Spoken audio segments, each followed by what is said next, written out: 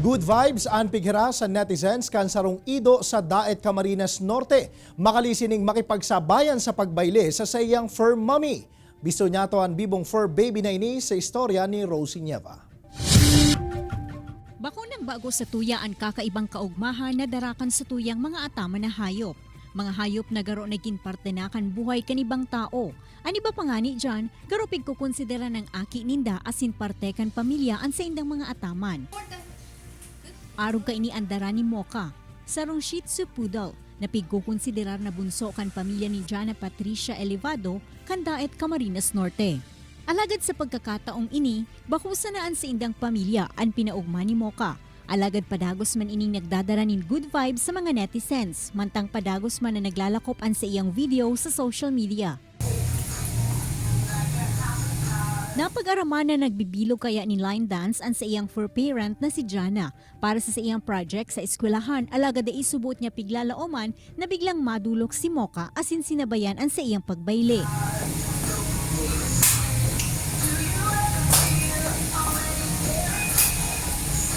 Imbis na masuya huli ta masasayang ang sa iyang video.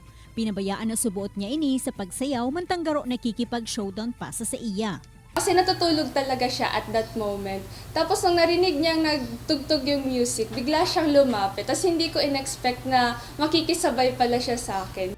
Dayman subot piglalooman ni Jana na magva-viral ang nasambitan ng video ni Mocha, makalihis na i-upload kan sa iyang ama sa social media. Katakod ka ini, pigbali na lugod ni Jana sa iyang project presentation si Mocha na nagdarama ning kaugmahan maging sa iyang mga kaklase asin para tukdo. Hindi ko po ina-expect na mag-viral siya. Akala ko po parang wala, katuwaan lang. In-upload lang po siya ni Papa na as for fun lang po. Tapos hindi ko po in-expect na papatok po sa mga fur parents din.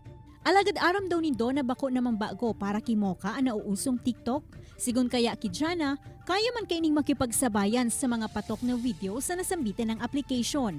Sigon pa kay Jana, poon ka ito, saro na si Mocha sa nagsisirbing happy pill sa laog kan sa indang harong, asin pirming nagdadara nin good vibes sa indang bilog na pamilya.